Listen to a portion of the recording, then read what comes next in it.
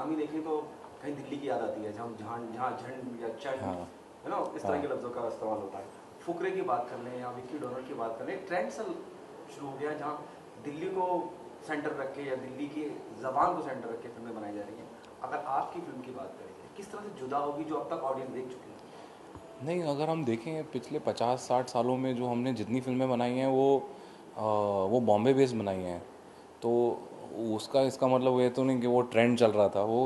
I'm saying in the current trend of the industry, Fukre, हाँ Vicky Donor, there are numerous films which are coming, and though the center of the films हाँ normally becomes Delhi, और उस तरह का जो लहजा होता है, जो तरीका, जो उनका अंदाज होता है बात करने का, दिल्ली को बड़ा केंद्रित करके रखा गया है और लोगों ने पसंद भी किया, चाहे वो फुकरे हो चाहे विकी डोनर हो। हाँ का जब हम बात करते हैं कुक्कू माथुर की झंड हो गई, कैसे अलग होगी बाकी फिल्मों से, क्या अलग होगा? अलग तो उसकी स्टोरी ही है।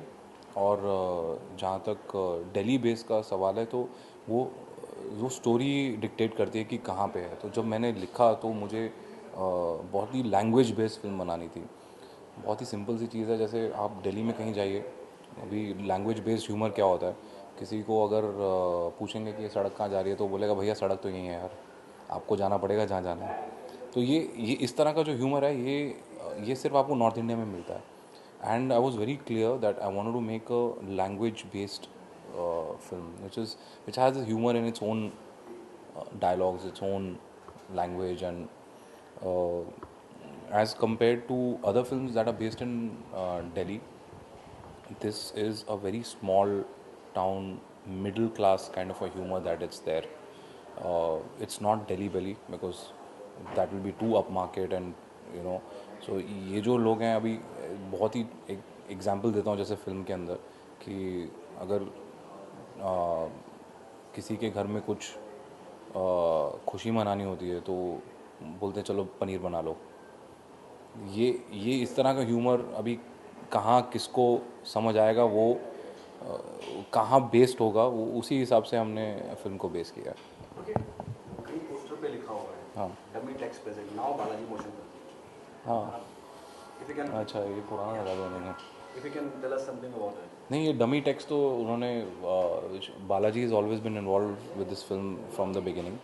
एंड डमी टेक्स्ट तो शायद उन्होंने शायद जो हमारा चल रहे थे बहुत राउंड्स ऑफ पोस्टर्स और फीडबैक और ये सब रिविजन चल रहे थे तो वो ही उन्होंने लगा दिया। Balaji is always been involve with the film from day one when we presented it to Ekta. And what else? बस यही पूछ रहा था, उसके अलावा पूछ रहा था, वंस बालाजी जैसा प्रोडक्शन हाउस जुड़ जाता है फिल्म के साथ, कितनी आसानी हो जाती है डायरेक्टर के लिए अपनी फिल्म को प्रोजेक्ट करना, प्रमोट करना, मतलब लोगों को, आप मानते हैं कि ज़्यादा लोगों तक पहुँचेगी? Yes, definitely. मतलब अगर मैं अपने हिसाब से एक फ़िल्म बनाना चाहता हूँ और कास्टिंग अपने हिसाब से करना चाहता हूँ और जो मैंने लिखा है अगर मैं उसको ट्रांसलेट करना चाहता हूँ फिल्म के ऊपर, then I have to have a good backing from the studio or from the production house, so that my film gets seen by more and more people. And for that I am very thankful to Ekta and Bijoy. Without them this film wouldn't have been possible.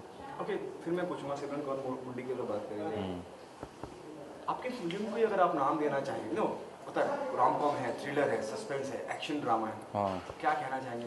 आजकल नया word है वो dramedy, drama and comedy. तो वही होगा because एक जो film है वो बहुत ही सिंपल और हैप्पी फिल्म है। ऐसा कुछ मतलब डबल मीनिंग वाले ह्यूमर नहीं है। और जैसे मैंने पहले बताया कि बड़ा लैंग्वेज बेस्ड ह्यूमर है। तो ड्रामेटिक इवेंट के आसपास ही घूमता है। तो कैरेक्टर्स इतने फ़नी हैं, कैरेक्टर्स ऐसे हैं वहाँ पे कि अगर हंसना ना भी चाहो तो आप देखोगे तो उनको उनके ऊपर हंस दोगे।